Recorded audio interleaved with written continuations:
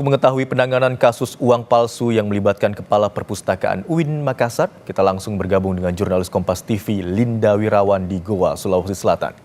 Selamat siang Linda, apakah 15 orang yang telah ditetapkan sebagai tersangka telah menjalani pemeriksaan? Dan jika sudah, apa hasil pemeriksaannya?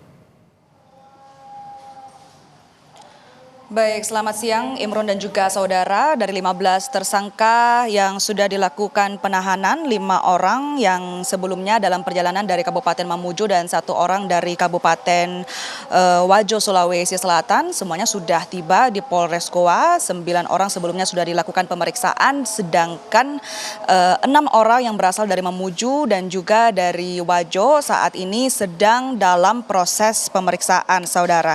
Sedangkan dari 15 tersangka yang ditetapkan, salah satunya yakni Kepala UPT Perpustakaan UIN Alauddin Makassar, Andi Ibrahim, yang juga merupakan dosen ilmu perpustakaan di UIN Alauddin Makassar. Selain itu, polisi juga turut menetapkan staf honorer dan sejumlah orang lainnya sebagai tersangka. Dari pernyataan Kapolres Goa AKBP Reonal TS Simanjuntak, tidak menutup kemungkinan bahwa akan ada tersangka-tersangka baru karena kasus ini saat ini masih dalam proses penyelidikan dan masih dalam proses pengembangan. Dari penggerebekan yang dilakukan Polres Goa Provinsi Sulawesi Selatan, ditemukan sebanyak kurang lebih 100 alat bukti, salah satunya yang dapat Anda lihat di belakang saya, yakni mesin cetak yang diduga kuat sebagai alat produksi uang palsu. Mesin cetak ini, saudara, menjadi pertanyaan bagi kita semua, apakah kemudian mesin cetak ini merupakan mesin milik kampus yang difungsikan sebagai pencetak karya-karya ilmiah yang bersifat pendidikan di kampus namun dialihfungsikan atau diselewengkan menjadi pencetak uang palsu, atau apakah kemudian mesin cetak ini merupakan milik tersangka yang dibawa dari luar kampus masuk dalam kampus. Ini kami masih dalam proses untuk mengkonfirmasi, lebih lengkapnya nanti akan kami ketahui besok. Kita akan menunggu pernyataan langsung mengenai kasus ini dari Kapolda Sulawesi Selatan. Namun kalau kita runut fungsi dari mesin cetak ini, saudara, sebenarnya mesin cetak ini berguna untuk mencetak dalam skala yang besar. Bisa mencetak majalah dan juga katalog dalam jumlah besar, mampu mencetak berbagai ukuran double folio. Alat mesin ini juga, saudara, memiliki kelebihan yakni mampu mencetak beragam warna seperti warna emas, silver, dan juga stabilo. Dan dengan beragam kelebihan ini kemudian harga mesin ini diperkirakan bisa mencapai ratusan juta rupiah. Mesin ini sebenarnya umumnya sering dijumpai di perusahaan percetakan yang cukup besar.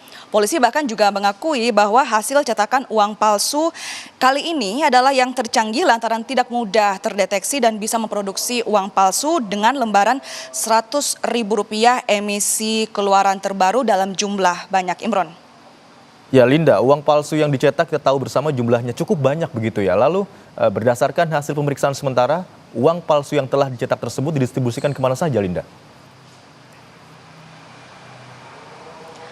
Baik, untuk saat ini kami juga masih menunggu penyelidikan dari pihak kepolisian sebenarnya kapan kasus ini mulai terjadi dan juga uang ini diedarkan kemana saja. Namun dari kronologi yang kami dapatkan bahwa kasus ini terungkap di akhir November kemarin ketika rekan salah satu pelaku melakukan transaksi menggunakan uang palsu di kantor pembiayaan Kecamatan Palangga Goa sejumlah Rp500.000 pecahan uang 100 emisi terbaru.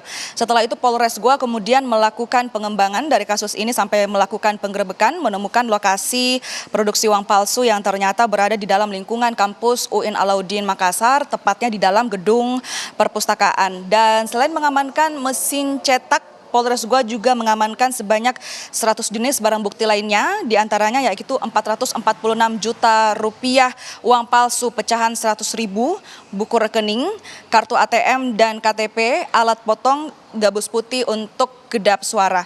Dan barang bukti ini semuanya diambil di dalam gedung perpustakaan kampus UIN Alauddin Makassar, saudara. Sekali lagi kita masih akan menunggu kepastian pernyataan resmi dari pihak kepolisian, yakni tepatnya dari Kapolda Sulawesi Selatan yang akan dilakukan press conference pada besok, tepatnya tanggal 19 Desember 2024. Imron.